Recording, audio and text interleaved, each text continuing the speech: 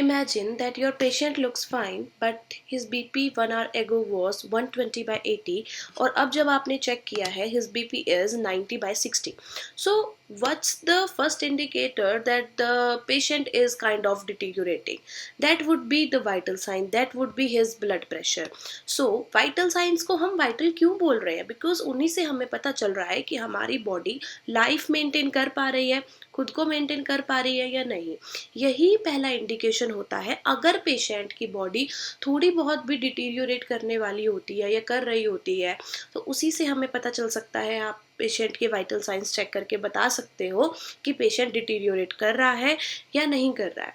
सो यहाँ पे हम 5 वाइटल साइंस जो है देखते हैं. The first one is temperature and then pulse, then respiratory rate, blood pressure and then oxygen saturation. There is also one indicator that is the pain. हम pain को भी चेक करते हैं. So now there are guidelines for measuring vital signs. So vital signs वैसे भी baseline data में सबसे पहली measurement होती है. जब भी हमारे पास patient present होता है तो सबसे पहले हम उसके vital signs ही check करते हैं ताकि हमें client की health status पता चल सके और हमें पता चल सके कि क्या क्या इसके अंदर changes आ रहे हैं. हम vital signs उसके hourly, कुछ के after 12 hours, कुछ patients के after 6 hours, patient की condition के ऊपर हम उनके vital signs check करते रहते हैं उतनी ही टाइम के अकॉर्डिंग. कुछ वाइटल साइन की मेजरमेंट्स जैसे मैंने आपको बताया टेम्परेचर, पल्स, रेस्पिरेशन ये सब होती है. और सबसे इम्पोर्टेंट चीज़ ये vital signs UAP that is unassisted personal भी चेक कर सकता है जो कि आरएन से लोअर रैंक पे होती है. वो भी इनको चेक कर सकती है बट वाइटल साइंस वो चेक करके नोट कर लेती है बट उसको आरएन को बताना पड़ेगा अगर उसे कोई भी एबनॉर्मेलिटी दिख रही है या फिर एबनॉर्मेलिटी नहीं भी है, नॉर्मल फाइंडिंग्स है, तब भी उसको आरएन को इन्फॉर्म करना है that I check the vital signs of this patient and that was quite normal. Next कि नर्स को हेल्थ केयर प्रोवाइडर को बतानी पड़ती है पेशेंट की कंडीशन. जब नर्स को पता चल रहा है कि यूएपी ने बताया पेशेंट के वाइटल साइंस के बारे में, अब नर्स क्या करेगी आगे जाकर एचसीपी को इन्फॉर्म करेगी अगर कोई भी नर्स को डिटीरियरेशन दिख रही है या फिर नर्स को ऐसा कुछ इंडिकेटर लग रहा है कि कुछ ना कुछ क्लाइंट के स्टेटस में गड़बड़ हो रही है. So when vital signs are measured, so as I said on initial contact with the client कि जब पेशेंट हेल्थ केयर सेटिंग में एडमिट हो रहा है उस टाइम पर आप ये चेक करते हो. क्लिनिक विजिट है, कोई होम केयर विजिट है, उस टाइम पर चेक करते हो जब भी फर्स्ट कॉन्टैक्ट हो रहा है पेशेंट का. Then during physical assessment of the client. Now अब जब आप पेशेंट के फिजिकल असेसमेंट कर रहे हो उस टाइम पे चेक कर सकते हो. बिफोर कोई डायग्नोस्टिक प्रोसीजर, कोई भी आप डायग्नोस्टिक प्रोसीजर कर रहे हो उससे पहले मेक श्योर कि वाइटल साइन चेक कर रहे हो. And then when the procedure is ended उसके बाद भी हमें वाइटल साइंस एक बार चेक करने होते हैं ताकि हमें पता चल जाए कोई क्लाइंट को समस्या तो नहीं आ रही है, कोई भी डिटीरियोरेशन तो नहीं हो रही है. Next is during the administration of medication. हमें कोई भी ड्रग एडमिनिस्टर कर रहा है खास करके जो कि हमारे कार्डियक, कोई रेस्पिरेटरी इफेक्ट डाल रही है. फॉर एग्जांपल जब हम डाइजॉक्सिन देते हैं तो डाइजॉक्सिन देने से पहले हमें उसकी पल्स रेट चेक करनी होती है. पूरे 60 सेकेंड्स तक हमें उसकी पल्स रेट चेक करनी होती है. अगर उसका पल्स रेट लेस देन 60 आ रहा है तो हम उसे डाइजॉक्सिन नहीं देंगे क्योंकि वो प्रॉब्लमेटिक हो सकता है. तो इसलिए कुछ ड्रग्स जो होती हैं वो प्रॉब्लम क्रिएट कर सकती हैं, इसलिए हमें ड्रग्स देने से पहले ही उसका वाइटल साइंस चेक करते रहना चाहिए. Next before, during and after a blood transfusion. Blood transfusion के टाइम पर बहुत ज़्यादा ज़रूरी होता है वाइटल साइंस चेक करना क्योंकि इससे हमें ब्लड ट्रांसफ्यूजन रिएक्शन का पता चल सकता है. पेशेंट को कहीं ब्लड रिएक्ट तो नहीं कर रहा है, इस हम वाइटल साइंस देखकर पता कर सकते हैं ये चीज़. वेन एवर जब भी क्लाइंट की कोई कंडीशन चेंज हो रही है, क्लाइंट बोल रहा है मुझे अनयूजुअल सिम्टम्स आ रहे हैं या फिर क्लाइंट बोल रहा है कि वो फनी फील कर रहा है, कोई डिफरेंट फील कर रहा है. नाउ फनी फील कर रहा है दैट मीन्स कि उसका एसएनएस सिस्टम जो है वो बढ़ा हुआ है कहीं ना कहीं और उसके कारण पेशेंट का बीपी भी इंक्रीज हो सकता है. अगर पेशेंट बोल रहा है कि वो सिक फील कर रहा है दैट माइट बी कि उसका ब्लड प्रेशर लो हो रहा है या फिर रेस्पिरेटरी रेट भी कम हो रहा है. सो जब ऐसी बात पेशेंट बोलता है उस टाइम पे भी हमें पेशेंट के वाइटल साइंस चेक करने चाहिए. हम कोई भी इंटरवेंशन की है फॉर एग्जांपल सर्जरी हुई है क्लाइंट की, सर्जरी के बाद हमें पेशेंट को एम्बुलेट कराना होता है। सो एम्बुलेशन के बाद हमें एक बार पेशेंट के वाइटल साइंस चेक करने हैं कि हमें पता चल जाए कि उसकी कंडीशन नॉर्मल है, कहीं डिटीरियोरेट तो नहीं हो रहा है। इसलिए जब भी कोई फीवर हो रहा है, पेशेंट को कोई इन्फेक्शन हो रहा है, उस टाइम पे भी हमें वाइटल साइंस हर 2 से 4 घंटे में चेक करते रहना चाहिए। इससे हमें फीवर देखकर ये पता चलेगा कि पेशेंट का इन्फेक्शन कितना ज़्यादा इंक्रीज हो रहा है।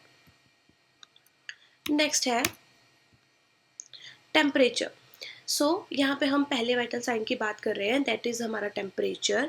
सो अगर हम नॉर्मल टेम्परेचर की बात करें तो नॉर्मल टेम्परेचर फ़ारेनहाइट्स में 97 से 99 डिग्री फ़ारेनहाइट तक नॉर्मल माना जाता है। और अगर हम वही सेल्सियस में बात करते हैं तो 36.1 degree to 37.2 degree it is quite normal in the Celsius.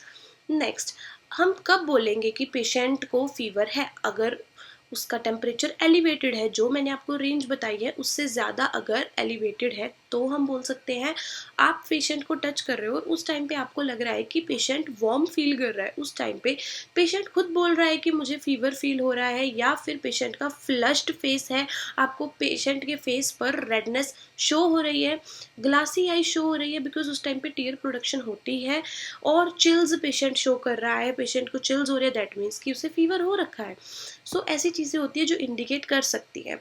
कुछ HCPs कंसीडर करते हैं कि फीवर तभी है अगर टेम्परेचर 100 से अबव हो रहा है।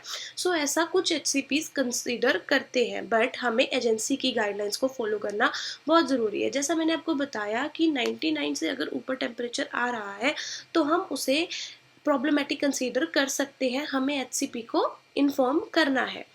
नाउ कॉमन मेजरमेंट साइट्स कौन सी होती हैं, हम कैसे मेजर करते हैं टेम्परेचर? फ्रॉम माउथ, जैसे हम ओरल टेम्परेचर चेक करते हैं, रेक्टम से भी चेक कर सकते हैं, बट अगर कॉन्ट्रा इंडिकेटेड है तो हम चेक नहीं करेंगे। कॉन्ट्रा इंडिकेटेड किन केसेस में हो सकता है? फॉर एग्जांपल पेशेंट को हेमोरॉइड्स है, पेशेंट कार्डियक पेशेंट है, और ऐसे पेशेंट को डायरिया हो रखा है, इन्फेक्शन है, तो ऐसे केसेस में हम रेक्टम से टेम्परेचर लेना अवॉइड करते हैं। एक्जिला से हम टेम्परेचर ले सकते हैं, बट एक्जिला जो है वहाँ पे थोड़ी सी रीडिंग कम आ सकती है, थोड़ी सी ऊपर नीचे हो सकती है। ईयर से टिम्पेनिक मेम्ब्रेन से हम टेम्परेचर ले सकते हैं, और अक्रॉस फोरहेड, जो ये हमारी टेम्पोरल आर्टरी साइड्स होती हैं, यहाँ से हम टेम्परेचर चेक कर सकते हैं।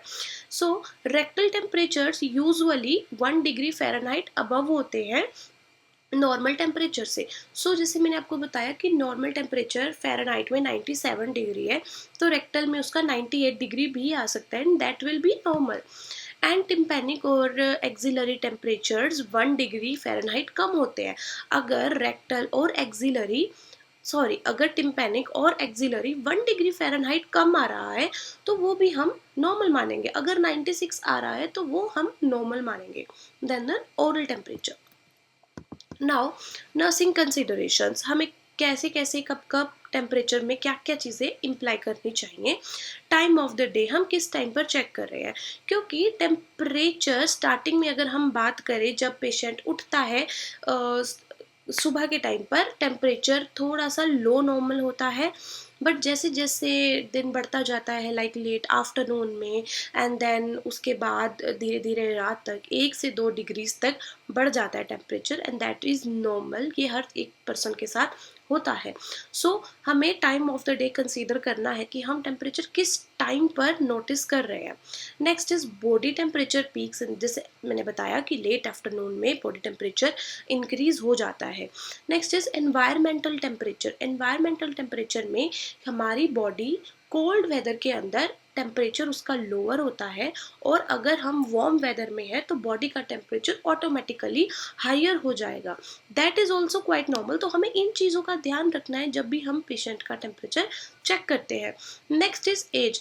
टेम्परेचर एज के अकॉर्डिंग भी फ्लक्चुएट हो सकता है, जैसे कि जब इन्फेंट होता है, उसका लाइक इन्फेंसी में है अगर बेबी, तो उसकी बॉडी अभी हीट रेगुलेट नहीं कर पा रही है, फर्स्ट 6 मंथ में वो मैकेनिज्म फुली डेवलप नहीं हो रहा है, तो बेबी कोल्ड या हीट कंडक्ट कर सकता है आसपास वाले एरियाज से, तो इनका भी हमें ध्यान रखना है। Next is physical exercise.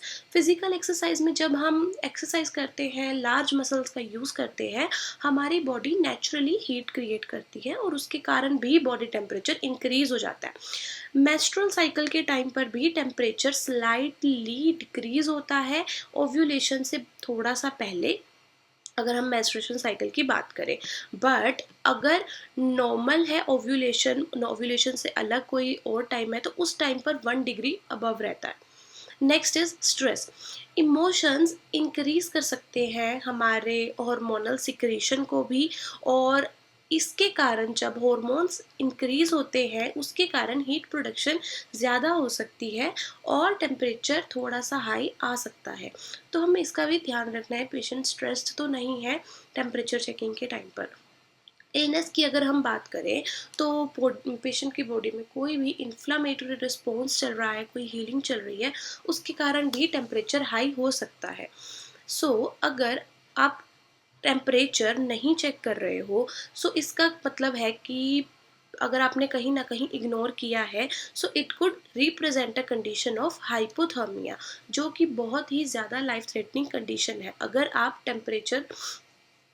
आपको टेम्परेचर इंक्रीज नहीं मिल रहा है, डिक्रीज मिल रहा है, तो वो बहुत ही ज़्यादा प्रॉब्लमेटिक चीज़ हो सकती है। तो हमें कभी भी टेम्परेचर को इग्नोर नहीं करना है, हमेशा टेम्परेचर को हमने एक इम्पॉर्टेंट फैक्ट लेकर चलना है और हमेशा टेम्परेचर को चेक करना है टाइम के according. Next, methods of measurement. As I said, सबसे पहले हम बात करेंगे ओरल की, कि हम ओरली कैसे चेक करते हैं और क्या क्या गाइडलाइंस हमें फॉलो करनी होती हैं ओरल टेम्परेचर के टाइम पे। अगर कोई क्लाइंट है, उसने रिसेंटली कोई भी गर्म या ठंडी चीज़ खाई है, या फिर उसने स्मोकिंग की है, या फिर च्युइंगम च्यू की है, नर्स को 15 से 30 मिनट तक वेट करना है टेम्परेचर लेने के लिए ओरली। थर्मोमीटर टंग के इनर साइड में जाता है, that is posterior sublingual pockets में, और क्लाइंट को बोलना है कि अपनी टंग को डाउन रखना है एंड लिप्स को क्लोज रखना है और थर्मोमीटर को बाइट नहीं करना है। और इसमें बहुत इंपॉर्टेंट चीज़ होती है, अगर पेशेंट सीज़र का है या फिर सीज़र रिलेटेड उसको इश्यूज आ रहे हैं, या फिर उसका सोडियम लेवल कम हो रहा है, तो उस टाइम पर हम पेशेंट का ओरल टेम्परेचर कभी भी चेक नहीं करेंगे, बिकॉज पेशेंट बाइट कर सकता है, रिस्क हो सकता है। Next is rectal. Rectal temperature कैसे चेक करते हैं? Place the client in the left side lying position and the temperature is taken rectally। जब हमें एक्यूरेट टेम्परेचर नहीं मिल पा रहा है ओरली या फिर किसी और मेथड से, तब हम इसका यूज़ करते हैं। एंड ध्यान रखना है, जब पेशेंट को नेज़ल कंजेशन हो, या फिर पेशेंट नेज़ल या ओरल सर्जरी पे गया हो, या फिर पेशेंट का जो है वो वायर हो रखा है, उस टाइम पर भी हम ओरल टेम्परेचर चेक नहीं करते हैं, रेक्टल से करते हैं। पेशेंट को एनजी ट्यूब लगी हुई है, ठीक है, पेशेंट जो है वो अपना माउथ क्लोज नहीं कर पा रहा है और सीजर्स के रिस्क पर है। Next, the thermometer is lubricated. Rectal temperature check करते टाइम हमें थर्मोमीटर को ल्यूब्रिकेट करना है और रेक्टम में इंसर्ट करना है अम्बिलिकस की डायरेक्शन में। कितना इंचेस? 1.5 इंचेस, बट 0.5 इंचेस से ज़्यादा नहीं करना है इन्फेंट में, और 1.5 इंचेस को हम 3.8 सेंटीमीटर भी बोल सकते हैं। Temperature is not taken रेक्टली। Cardiac clients में हम रेक्टली टेम्परेचर नहीं लेते हैं, या फिर कोई पेशेंट रेक्टल सर्जरी पे गया हो, उसका भी हम रेक्टल टेम्परेचर नहीं लेते हैं। कोई क्लाइंट है डायरिया का, फीकल इम्पैक्शन, स्टूल बहुत ज़्यादा है एनल एरिया के अंदर, दैट इज़ फीकल इम्पैक्शन, वो प्रॉब्लमेटिक हो सकता है। रेक्टल ब्लीडिंग हुई है पेशेंट को, या फिर कोई पेशेंट है उसको ब्लीडिंग का रिस्क है, तो ऐसे केसेस में हम रेक्टली टेम्परेचर लेना अवॉइड करते हैं। Next is axillary. ये जो मेथड होता है टेम्परेचर लेने का, जब ओरल मेथड हम नहीं यूज़ कर पा रहे हैं या फिर बाकी मेजरमेंट्स कॉन्ट्रा इंडिकेटेड है, उस टाइम पर हम एक्सिलरी से टेम्परेचर ले सकते हैं, बट ये थोड़ा सा लेस एक्यूरेट होता है ओरल रेक्टल टिम्पेनिक और या फिर टेम्पोरल आर्टरी डिजिटल मेथड से। ये जब मेथड्स पॉसिबल नहीं होते हैं, तभी हम ये एक्सिलरी वाला टेम्परेचर लेते हैं। थर्मोमीटर कहाँ पे प्लेस होता है? ड्राई होना चाहिए एक्सिला क्लाइंट का, और वहाँ पे हम इसको प्लेस करेंगे। क्लाइंट को बोलेंगे अपनी आर्म को टाइटली चेस्ट के अगेंस्ट होल्ड करके रखना है और अपनी आर्म को रेस्ट देना है चेस्ट के ऊपर। इन इंस्ट्रक्शंस को फॉलो करना है एंड जितना टाइम थर्मोमीटर को लगता है उतने टाइम के लिए हमने एक्सिलरी एरिया में लगा के रखना है। Next is tympanic. टिम्पैनिक में ऑडिटरी कनाल के अंदर हमें सबसे पहले रेडनेस चेक करनी है। पेशेंट की जो ईयर है वहाँ पे कोई रेडनेस तो नहीं है, अंदर रेडनेस तो नहीं है, स्वेलिंग तो नहीं आ रही है, कोई फॉरेन बॉडी जो है वो इंसर्ट तो नहीं है टिम्पैनिक के अंदर या फिर ईयर के अंदर, या कोई चीज़ अंदर इंसर्टेड तो नहीं है। ठीक है, probe should not be inserted अगर पेशेंट के कोई भी इन्फ्लामेटरी कंडीशन हुई है ऑडिटरी कनाल में, तो उस टाइम पर हम ये टिम्पैनिक टेम्परेचर नहीं चेक करते हैं। या फिर एयर से कोई डिस्चार्ज आ रहा है, ऐसे टाइम पे भी हमें टिम्पैनिक मेम्ब्रेन से टेम्परेचर लेना अवॉइड करना है। सो जो रीडिंग है वो अफेक्ट हो सकती है अगर ईयर में इन्फेक्शन है या फिर बहुत ज़्यादा वैक्स है जो ईयर कनाल को ब्लॉक कर रही है। Next is temporal artery. Temporal artery में हमें ध्यान रखना है पेशेंट का जो फोरहेड है वो ड्राई रहना चाहिए। थर्मोमीटर प्रोब को हम स्किन के अगेंस्ट लगाएंगे अक्रॉस द फोरहेड या फिर टेम्पोरल एरिया के आर्टरी पे हम लगाएंगे। अगर क्लाइंट डायफोरेटिक है, क्लाइंट को बहुत ज़्यादा पसीना आ रहा है, सो इस थर्मोमीटर को हम नेक पे भी प्लेस कर सकते हैं या फिर ईयर लोब की बैक साइड पे भी प्लेस कर सकते हैं। नेक्स्ट हमारा वाइटल साइन है पल्स। हम पल्स कब चेक करते हैं और कैसे चेक करते हैं और क्या नर्सिंग कंसीडरेशंस होती है। पल्स एक पाल्पेबल बाउंडिंग होता है ब्लड फ्लो का हमारी पेरिफेरल आर्टरी के अंदर, और ये एक इनडायरेक्ट इंडिकेटर होता है सर्कुलेटरी स्टेटस का। सो इससे हमारे पल्स रेट से कितनी ज़्यादा बाउंडिंग है पल्स, उससे हमें अपने पेशेंट के सर्कुलेटरी रेट का पता चल सकता है। अगर हम एवरेज पल्स रेट की बात करें तो वो 60 to 100 बीट्स पर मिनट रहता है। पल्स रेट के अंदर कोई भी चेंजेस आ रहे हैं तो उससे हमें पता चल सकता है। फॉर एग्जांपल सर्जरी हुई है पेशेंट की या फिर पेशेंट कार्डियक है, उस टाइम पे हम पेशेंट को एम्बुलेट करा रहे हैं, पेशेंट के पल्स रेट में कितना चेंज आ रहा है, इंक्रीज बहुत ज़्यादा हो रहा है या फिर थोड़ा सा नॉर्मल लेवल पे चल रहा है, तो ये चीज़ हम देखते हैं। इससे हमें पता चलता है पेशेंट की एक्टिविटी टॉलरेट कर पा रहा है या नहीं कर पा रहा है। बाथिंग के टाइम पे, ड्रेसिंग के टाइम पे, एक्सरसाइज के टाइम पे पेशेंट का पल्स रेट कितना ज़्यादा इंक्रीज या डिक्रीज हो रहा है। पैडल पल्सेस जो हमारी लोअर बॉडी में, जो हमारे फुट के एरिया में जो पल्सेस होती हैं वो हम चेक करते हैं। क्या देखने के लिए, सर्कुलेशन ब्लॉक तो नहीं हो गया ये देखने के लिए, क्योंकि अगर सर्कुलेशन डिक्रीज हुई है या ब्लॉक हुई है तो पेरिफेरल आर्टरीज की हमें पल्स चेक करके ये चीज़ पता चल सकती है। अगर पेडल पल्स लोकेट करनी डिफ़िकल्ट होती है तो हम डॉपलर अल्ट्रासाउंड स्टेथोस्कोप से भी ये चीज़ कर सकते हैं ताकि हमें पल्स वेव का पता चल सके। नेक्स्ट हम इसमें क्या क्या नर्सिंग कंसिडरेशंस देखते हैं। फर्स्ट थिंग कि ये चीज़ नॉर्मल होती है, हार्ट रेट एज के साथ साथ स्लो हो जाता है, थोड़ा डिक्रीज हो जाता है। Exercise increases the heart rate. जब भी पेशेंट एक्सरसाइज करता है उस टाइम पे हार्ट रेट इंक्रीज होता है। अगर कोई पेशेंट किसी इमोशन से गुजर रहा है या फिर सिंपैथेटिक नर्वस सिस्टम पेशेंट का एक्टिवेट हो रखा है, उस टाइम पे पेशेंट का हार्ट रेट इंक्रीज होगा। That will be also normal at that time.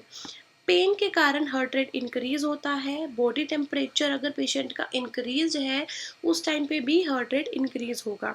Stimulant medications अगर पेशेंट ले रहा है हार्ट रेट की, उसके कारण भी हार्ट रेट इंक्रीज हो सकता है। डिप्रेसेंट्स और कोई भी ऐसी मेडिकेशन ले रहे हैं जो कि डिप्रेस करती है, उसके कारण सिस्टम स्लो हो सकता है और उसके कारण फिर हार्ट रेट इंक्रीज होगा। When the BP is low or when the client has decreased circulating volume, the heart rate is usually increased. Patient का अगर BP लो है तो उस टाइम पे क्या होगा, पेशेंट की सर्कुलेटिंग वॉल्यूम भी डिक्रीज हो रही है, तो हार्ट क्या करेगा, हार्ट और ज़्यादा ब्लड पंप करने की ट्राई करेगा, बार बार कॉन्ट्रैक्ट करेगा, जिसके कारण हार्ट रेट इंक्रीज हो जाएगा। पेशेंट को हेमोरेज हो रहा है, ब्लड लॉस हो रहा है, तो उस टाइम पे भी हार्ट रेट इंक्रीज होगा, क्योंकि हार्ट क्या कर रहा है, ब्लड वॉल्यूम को मेंटेन करने की ट्राई करेगा, जिसके कारण अगेन हार्ट रेट इंक्रीज होगा। Assessing pulse qualities. पल्स की हम जब पल्स चेक करते हैं तो उसकी क्वालिटी हम क्या क्या उसमें देखते हैं। जब भी हम पल्स काउंट करते हैं हमें रेट नोट करना है, कितना रेट है, रिदम कैसी है, उसकी पल्स की स्ट्रेंथ कैसी है, और अगर आप दोनों ब्रेकियल आर्टरीज चेक कर रहे हो, फॉर एग्जांपल दोनों हैंड्स की चेक कर रहे हो, तो क्या दोनों इक्वली बाउंड कर रही हैं, क्या दोनों इक्वली सेम दे रही हैं, ऐसा भी हमें चेक करना होता है। इससे हमें पल्स की क्वालिटी पता चलती है। जैसे हम ये पैरामीटर्स चेक करते हैं उसके अकॉर्डिंग हम ग्रेडिंग स्केल्स के अकॉर्डिंग चेक करते हैं। अगर 4+ है मतलब कि जो पल्स है वो स्ट्रॉन्ग है और बाउंडिंग है। इसके रिलेटेड क्वेश्चंस आते हैं, आपको क्वेश्चन में दिया होता है कि पेशेंट की पल्स 4+ है, पेशेंट की पल्स 2+ है, तो हमें पता होना चाहिए कि 2+ पल्स जो होती है वो बिल्कुल नॉर्मल होती है, 4+ का मतलब है स्ट्रॉन्ग है और बाउंडिंग है, बहुत ज़्यादा प्रेशर बढ़ रहा है। अगर 3+ है तो फुल पल्स है और वो इंक्रीज है, 1+ है तो वीक है और बहुत पेयरली पालपेट हो रही है, 0 का मतलब एब्सेंट है और पालपेट ही नहीं हो पा रही है। नेक्स्ट ये हमारे पल्स पॉइंट्स हैं और लोकेशन है। इसमें हमारा सबसे ऊपर है टेम्पोरल आर्टरी। टेम्पोरल आर्टरी को आप पाल्पेट कर सकते हो, दैट इज एंटीरियर और in the front of the ear. Next the carotid artery. Carotid artery कहाँ पे लोकेट है? In the groove between the trachea and sternomastoid muscle, medial to along side the muscle. Next यहाँ पे अगर हम figure में देखें, so next is the apical muscle. Apical muscle हमारे यहाँ पे चेस्ट के पास है, ये डिटेक्ट हो सकती है, इसके रिलेटेड क्वेश्चन भी आता है। Left mid clavicular 5th intercostal space पे ये यहीं पर डिटेक्ट होगी। Next brachial pulse. Brachial pulse हमारे, ये मैंने आपको लोकेशन जो दिखाई है यहाँ पे होती है ब्रेकियल पल्स, और ये above the elbow at the antecubital fossa between the biceps and the triceps muscles.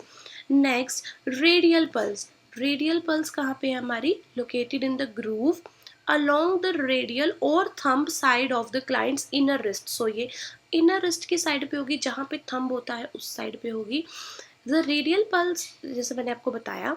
Next is the ulnar pulse. Ulnar pulse कहाँ पे लोकेट करेगी? On the medial side of the wrist, like little finger side of the forearm at the wrist।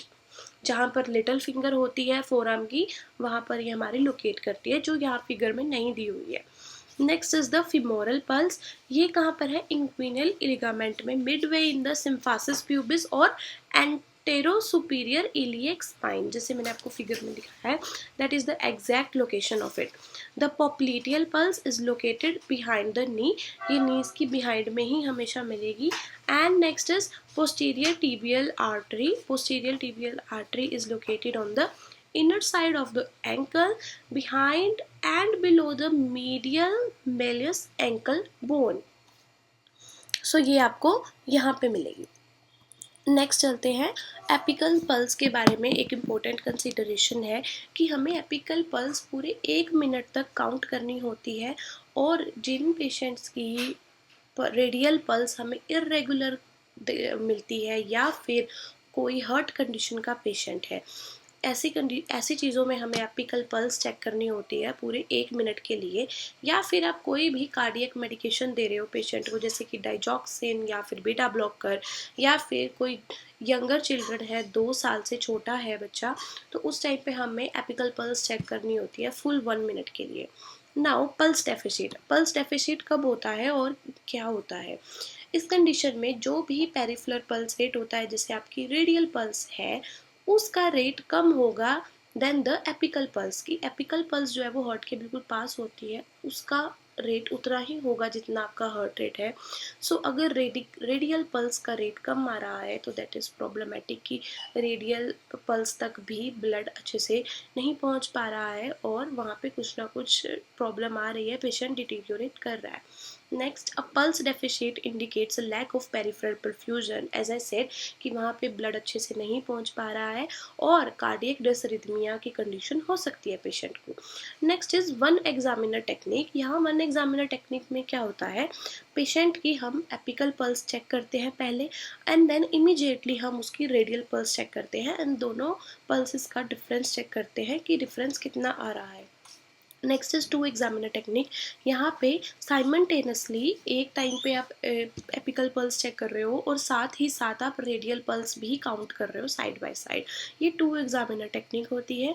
Pulse deficit का मतलब है patient की cardiac contractions ineffective हो रही हैं, पेशेंट का जो हार्ट है वो पल्स वेव्स को सेंड नहीं कर पा रहा है पेरिफेरी एरियाज में, हैंड्स में या फिर लेग्स में।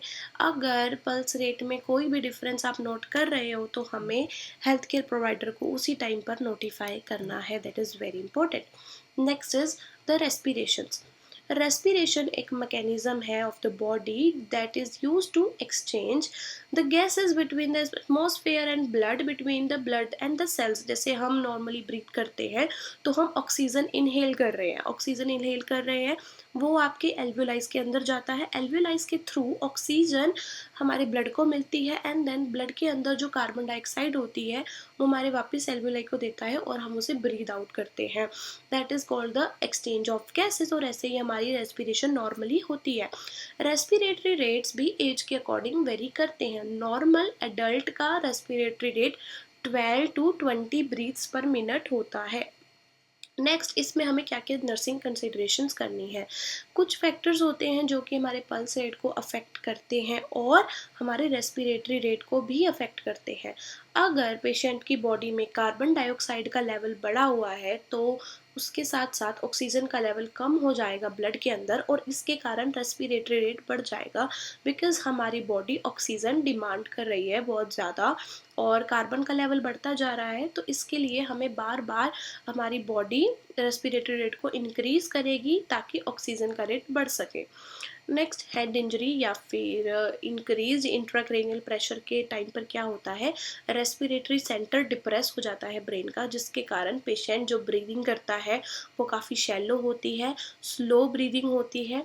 नेक्स्ट कुछ मेडिकेशंस होती है जैसे कि ओपियोइड्स होती है और मॉर्फिन, ऐसी टाइप की मेडिकेशंस क्या करती हैं, रेस्पिरेशंस को डिप्रेस कर सकती हैं। तो जब भी पेशेंट इन टाइप के मेडिकेशंस पे होता है तो हमें ध्यान रखना है पेशेंट का रेस्पिरेटरी रेट 12 से कम ना जाए। अगर वो जा रहा है तो दैट इज़ प्रॉब्लमेटिक, हमें उसी टाइम पे ड्रग को होल्ड करने की नीड है।